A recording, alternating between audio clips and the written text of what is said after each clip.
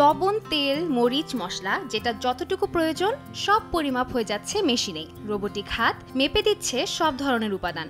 মানুষের সাহায্য ছাড়াই তৈরি হওয়া সুস্বাদু খাবার পরিবেশন হয়ে যাচ্ছে প্লেটে।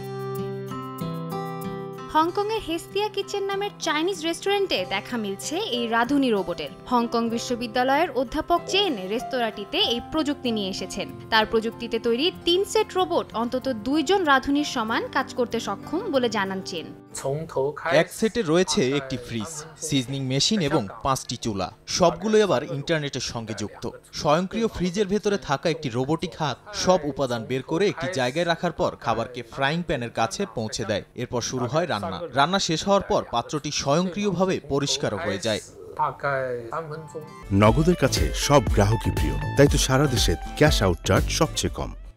এই রোবটটি ব্যবহারে রেস্তোরাঁর খরচ কমেছে ৩০ থেকে ৫০%। বর্তমানে এই রোবটটি ৮ ধরনের চাইনিজ খাবারের পাশাপাশি জাপানিজ এবং পশ্চিমা খাবারও রান্না করতে পারে। কৃত্রিম বুদ্ধিমত্তার ব্যবহার বাড়ায় এমনিতেই চাকরির বাজারে হইচই পড়ে গেছে। এর মধ্যে রেস্তোরাঁতেও কৃত্রিম বুদ্ধিমত্তাযুক্ত রোবট সংযোজন রাঁধুনির কর্মসংস্থানে হুমকি হবে কিনা তাও এখন আলোচনায়।